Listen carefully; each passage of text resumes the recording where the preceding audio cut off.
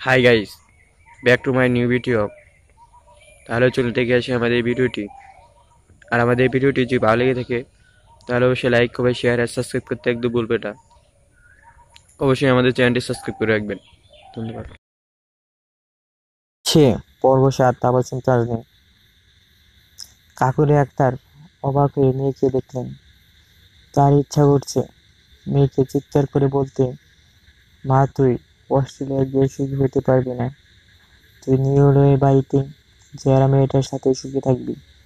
কিন্তু বলে লাভ নেই, সে শুনবে না। বড় জেদি মেয়ে কিনা। মৌলির রাগটা এখন কমে গেছে। বেশ ফুল করে মেজাজে ঘরের মধ্যে পায়চারি করছে। হাতে পত্রিকা। সে অবশ্যই পত্রিকা জরুরিটা বড় খবরগুলো পড়ে না, শুধু বিনিময়ে পাতাটা পড়ে। ছোটবেলায় মৌলির কাছে সবচেয়ে কঠিন কাজ ছিল পত্রিকা কলাম বের করা। সে কলাম বের করতে পারত না, হেডিংটা খুঁজে বের করত। অবশ্যই এখনো তাকে হেডিংয়ের মাধ্যমেই খুঁজতে হয়, কিন্তু তার বাবা ঠিক কলাম দেখে বের করে ফেলত। মৌলি তখন বেশ অবাক হতো, মনে মনে ভাবত তার বাবা কত বুদ্ধিমান। তার জন্য তার মনের ভিতর অনেক আনন্দ হতো, একটু গর্বও করত। কিন্তু জীবনে এই সময়টাতে এসে মনে হচ্ছে তার বাবার চেয়ে বোকা আর কেউ নেই। সন্ধ্যা হয়ে গেছে। একটু আগেই চারিদিকে আজানের আওয়াজ।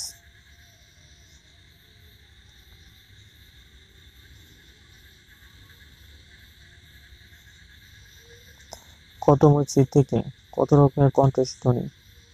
এই সময়টা বেশ ভালোই লাগে মোস্তফা সাহেবের। আজ আর নামাজ পড়বেন না বলে ঠিক করলেন তিনি। শরীরটা ইদানিং খুব খারাপ লাগে। অন্ধকারের মধ্যে বারান্দায় বসে আছেন। মশাদের বনবনানি, একটা অদ্ভুত আওয়াজ। মাঝে মাঝে মনে হয় এটা একটা সঙ্গীত, মাঝে মাঝে মনে হয় ঝগড়া করছে। আজকে মনে হচ্ছে গান গাইছে। বেশ ভালোই লাগছে তার। হঠাৎ মনে হলো মশাদের সাথে একটু দুষ্টুমি করা যায়।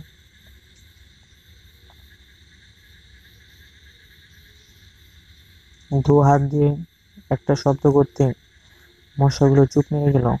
কয়েক সেকেন্ড চুপ করে থাকার পর বন বন বন বন, তারপরে আবারও শুরু। প্রথমে তার কাছে লাগলো মশাগুলো তার সাথে একটু ঝগড়া করছে। মোস্তফা সাহেব শব্দ করেই হাসলেন। পরক্ষণে আবার গম্ভীর হয়ে গেলেন। উঁকি দিয়ে রুমের ভিতর ঢুকতেন। তার স্ত্রী রুমে আছে নাকি? না, নেই। যদি থাকতো তাহলে বলতো, মানুষটা যত বুড়ো হচ্ছে তত পাগল হচ্ছে। এখন একলা একলা হাসছে।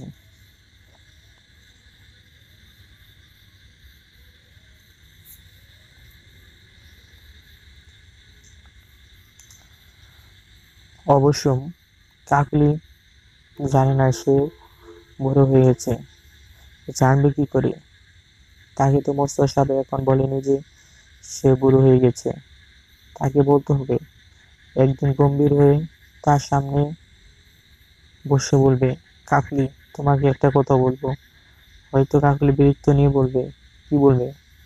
বলো। আমার অনেক কাজ আছে। তিনি আরো একটি গম্ভীর মুখ নিয়ে বলবেন, তুমি বুড়ো হয়ে গেছো। দেখো, তোমার মাথায় চুলগুলো সাদা হয়ে গেছে। হয়তো তার কথা শোনার পর কাকলি বেশ অবাক হবে।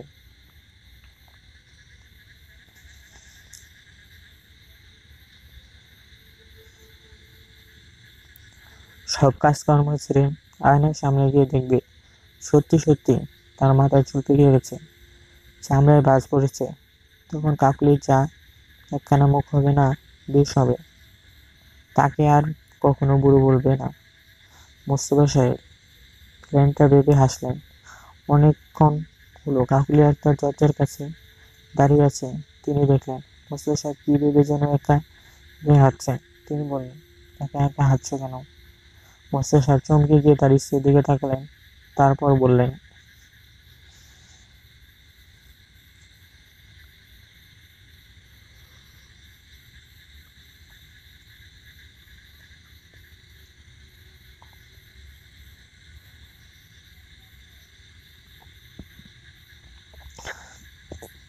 এমনি আছি, তুমি বসো। কাকলি বেগম তার স্বামীর পাশে বসলেন। বসতেই 4-5টা মশা তাকে কামড়াতে লাগলো, আর তিনি ঠাস ঠুস করে ওয়াতে তালি মারতে লাগলেন। গলায় একটা মশা বসতেই তিনি সাথে সাথে মশাটাকে মেরে পড়লেন। তারপর মোস্তফা সাহেবের দিকে তাকিয়ে বলল, এত মশার মধ্যে বসে আছো কি করে? কামড়াচ্ছে না? কই না তো। মশাই তার স্ত্রীর দিকে তাকালেন। সত্যিই তাকে মশা একটা কামড়ও দেয়নি, শুধু যা শব্দই করেছে তখন থেকে। তিনি রসিকতা করে বললেন,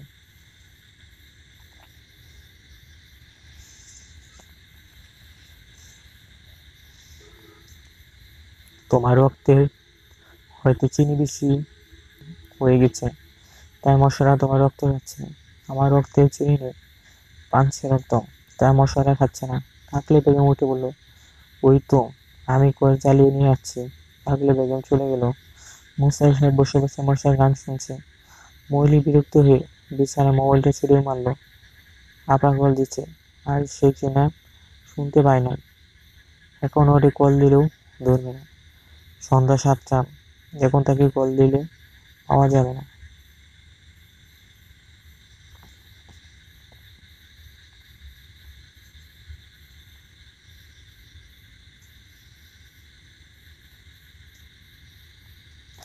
কালকে বিকালে কল দেবে বলে ঠিক করলো।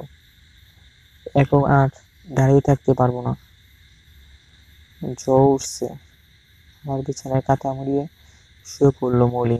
চোখ বন্ধ করলো, খানিক পর আবার চোখ খুললো। মোবাইলটা বাজছে। এখন কে ফোন করলো? অফিসের নাম্বার। রিসিভ করে যা যা লোকালাই বলল, কে বলছেন? সাথে সাথে ওপাশ থেকে কেটে দিল। মৌরি মোবাইলটাই রেখে আবার চোখ বন্ধ করলো। মাথাটা ভীষণ ব্যথা করছে। নিলয় মোবাইলটা রেখে 2 গ্লাস পানি খেলো।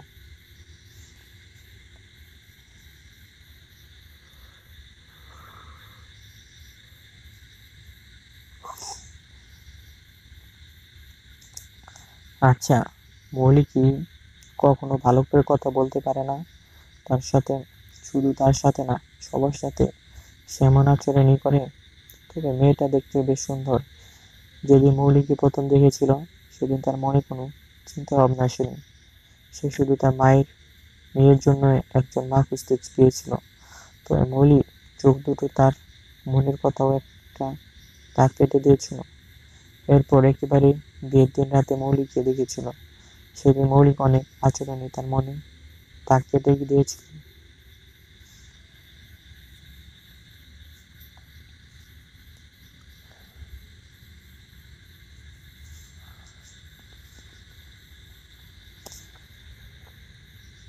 মৌলির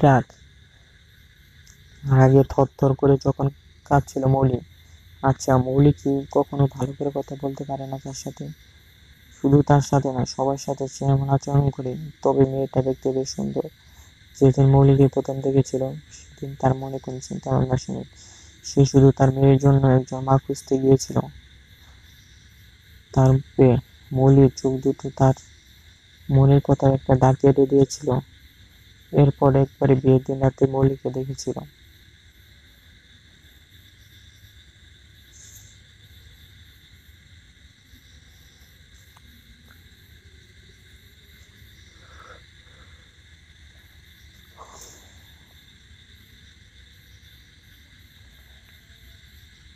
সেদিন মৌলি অনেক আচরণে তার মনে দাগ কেটে দিয়েছে।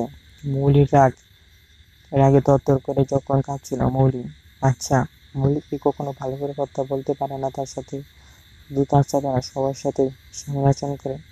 তো মেয়েটা দেখতে বেশ সুন্দর। যেদিন মৌলিকে প্রথম দেখেছিল সেদিন তার মনে কোনো চিন্তা ভাবনা আসে। সে শুধু তার মেয়ের জন্য একজন মা খুঁজতে গিয়েছিল। তবে মৌলির চোখ দুটো তার মনের কোথাও একটা দাগ কেটে দিয়েছিল।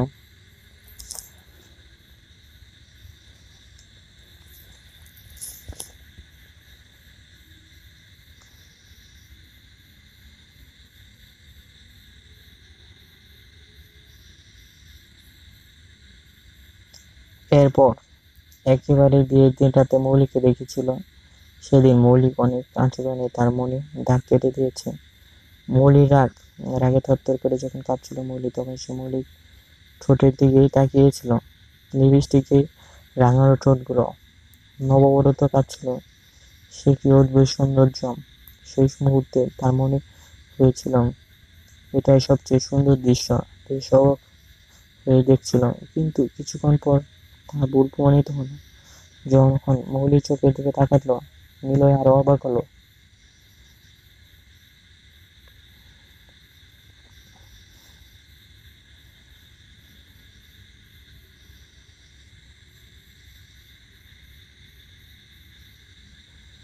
মৌরি কাঁদলে তাকে আরো বেশি সুন্দর লাগে।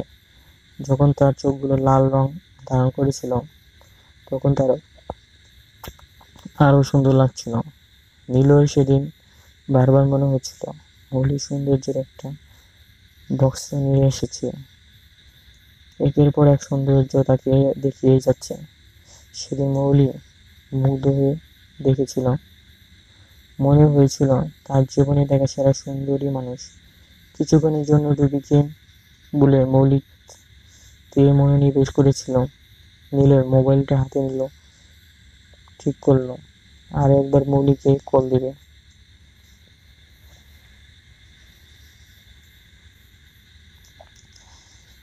বেশি কথা বলবে না, শুধু জিজ্ঞেস করবে তার জ্বর কমেছে কিনা।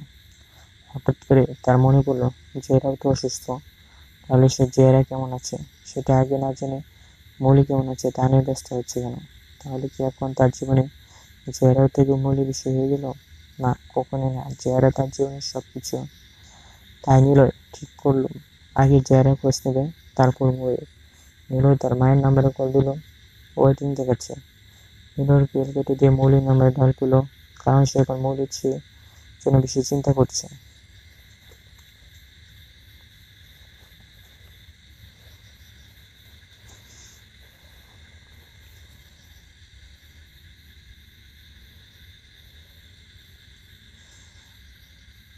কল দিতেই রিসিভ করলো ওর কাছ থেকে।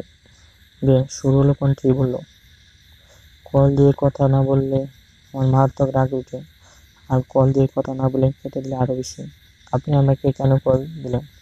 নীলয় বেশ কিছুক্ষণ চুপ করে থাকলো। মৌলি তাকে চিনে ফেলেছে।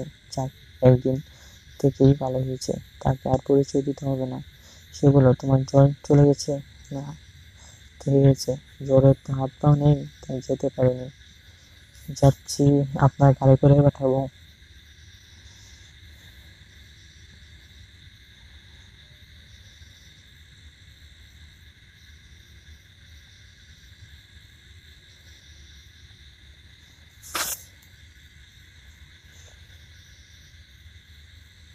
নীলয় আবার কনফিউজ হয়ে গেল। মৌলি এটা রসিকতা করলো নাকি রাগে বললো, বুঝতে পারছে না। তবে এটা বুঝলো তার প্রশ্নটাও ভুল হয়েছে, তাই বলল, জ্বর কমেছে কি? কমেছে রে, তবে এখন বেড়েছে। ওষুধ খাচ্ছ তো? ও, তাহলে কমে যাবে। মনে হচ্ছে জ্বর কমে গেলে আপনি খুশি হবেন না। না, তা নয়। আচ্ছা, তুমি মৌলি তো হ, না মানে তুমি তো সবসময় দেখি এই কথা বলো, আজকে ভালোভাবে কথা বলছো তো? ও, আমার জ্বর হলে মন ভালো থাকে, তখন সবার সাথে ভালো বিহেভ করি। মিলে হাসলো, সত্যি মেয়েটা নিয়ে ধীরে ধীরে করে বললো, আচ্ছা কত কত বলবো।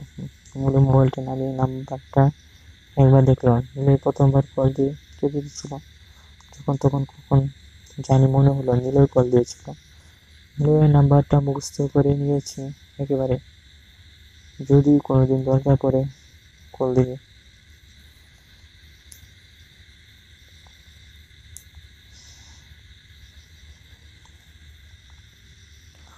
হয়তো তার কোনো দরকার পড়বে না। আচ্ছা, সে নিলয়কে কিছু জিজ্ঞেস করলো না কেন?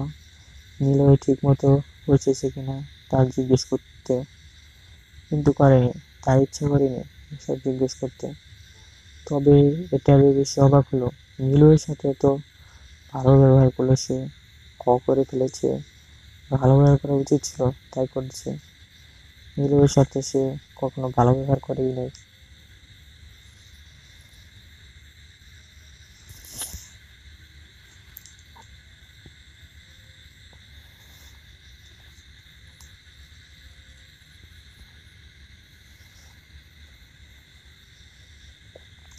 নিলয় ফোনটা নামিয়ে রাখলো। তার এখনো বিশ্বাস হচ্ছে না মৌলি তার সাথে এভাবে কথা বলেছে। কি মনে কথা বলেছে কে জানে। নিলয় অফিসের কাজগুলোতে চোখ বোঝালো। মৌলি আর অফিসের ব্যস্ততায় নিলয় তার ছোট চেহারার কথা ভুলে গিয়েছে। হয়তো মনে পড়বে হঠাৎ করে, আবার নাও বা মনে পড়তে পারে।